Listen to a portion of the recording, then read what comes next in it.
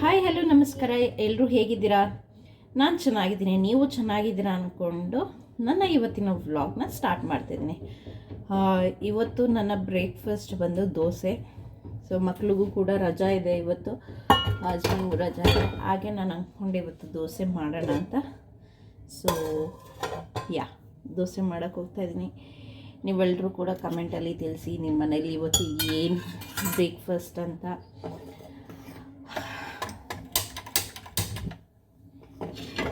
So ಇವತ್ತು ಗಣರಾಜ್ಯೋತ್ಸವ republic day ಆಗಿರೋದ್ರಿಂದ ಸೊ ನಿಮ್ಮೆಲ್ರಿಗೂ ಕೂಡ ಹ್ಯಾಪಿ ರಿಪಬ್ಲಿಕ್ ಡೇ ಅಂತ ಹೇಳ್ತಾ ಬನ್ನಿ ವ್ಲಾಗ್.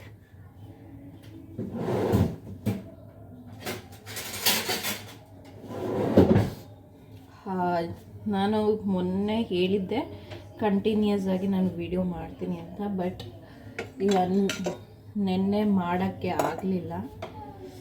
ಸ್ವಲ್ಪ ನೆನ್ನೆ ಬ್ಯುಸಿ ಇದ್ದ ಕಾರಣ ನೆನ್ನೆ ವಿಡಿಯೋ ಮಾಡೋಕ್ಕಾಗಲಿಲ್ಲ. ಸೊ ನಾನು ಇವತ್ತಿಂದ ಮಾಡಬೇಕು, ಡೈಲಿ ಕಂಟಿನ್ಯೂಸ್ ಆಗಿ ಮಾಡಬೇಕು ಅಂತೀನಿ.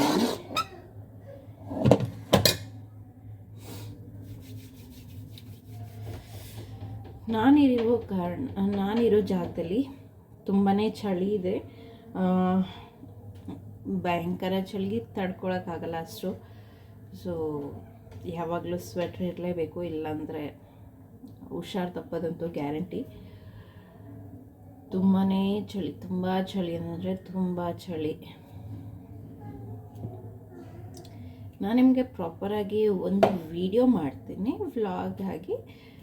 ನಾನು ಹೇಗೆ ನಾರ್ತ್ ಕಡೆ ಬಂದೆ, ಸೌತಿಂದ ಎಲ್ಲರೂ ಕೇಳ್ತಾರೆ ಅದು ಹೀಗೆ ಸೌತಿಂದ ನಾರ್ತ್ಗೆ ಹೇಗೆ ಮದುವೆ ಆಗಿದ್ದು, ಲವ್ ಮ್ಯಾರೇಜಾ ಅಂತ ಎಲ್ಲ ಕೇಳ್ತಾರೆ.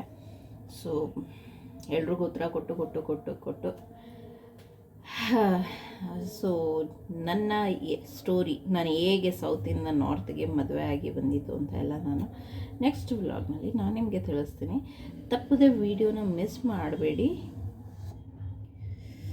ನಾನು ಮೊದಲಿಂದನೇ ಅಂದ್ಕೊಳ್ತಾ ಇದ್ದೆ ಯೂಟ್ಯೂಬಲ್ಲಿ ಮಾಡಬೇಕು ವೀಡಿಯೋಸ್ ಅಂತ, ಬಟ್ ಇನ್ಸ್ಟಾಗ್ರಾಮಲ್ಲಿ ಮಾಡ್ತಾ ಅದ್ರ ಕಡೆನೇ ಸ್ವಲ್ಪ ಗಮನ ಜಾಸ್ತಿ ಆಗೋಯ್ತು.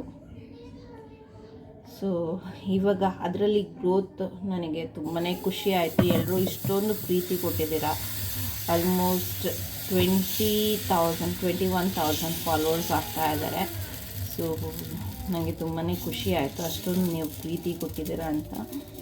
ಇನ್ನೂ ಬೆಳೆಸಿ, ಇನ್ನೂ ಕಂಟೆಂಟ್ ನೀವು ಸಪೋರ್ಟ್ ಮಾಡಿದ್ರೇ ನಾನು ಒಳ್ಳೆ ಕಂಟೆಂಟ್ ಮಾಡೋಕ್ಕೆ ಇನ್ನೂ ಇಂಟ್ರೆಸ್ಟ್ ಆಗೋದು. ಸೊ ನನಗೆ ಸಪೋರ್ಟ್ ಮಾಡಿ ಅಂತ ಹೇಳ್ತಾ,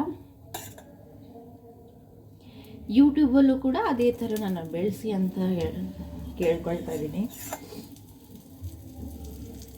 ಈಗ ನಾನು ಮೊದಲು ಅಂದ್ಕೊಂಡೆ, ಮೊದಲು ನಾನು ಇನ್ಸ್ಟಾಗ್ರಾಮ್ನ ಸ್ವಲ್ಪ ಒಂದು ಸ್ಟೇಬಲ್ ಮಾಡಿಬಿಟ್ಟು ಆಮೇಲೆ ಯೂಟ್ಯೂಬ್ಗೆ ಬರೋಣ ಅಂತ. ಸೊ ಹಾಗೆ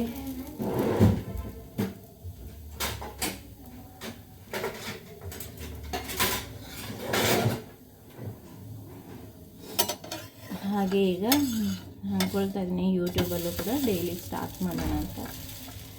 ಸೊ ಅದಕ್ಕೂ ಟೈಮ್ ಬೇಕು, ಎಡಿಟಿಂಗ್,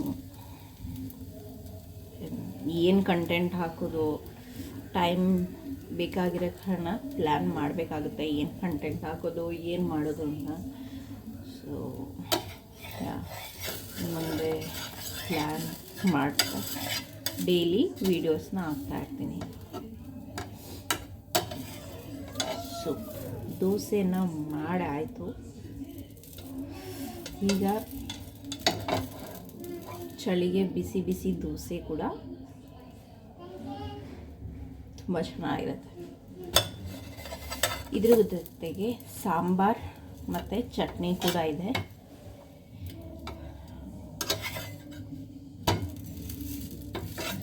ಇವತ್ತಿನ ಈ ನನ್ನ ಚಿಕ್ಕ ವ್ಲಾಗ್ ಏನಾಯಿತು, ನನ್ನ ಬ್ರೇಕ್ಫಾಸ್ಟ್ನಲ್ಲಿ ಇವತ್ತು ಏನು ಅನ್ನೋದನ್ನು ಒಂದು ಚಿಕ್ಕದಾಗಿ ಮಾಡಿ ತೋರಿಸಿದ್ದೀನಿ.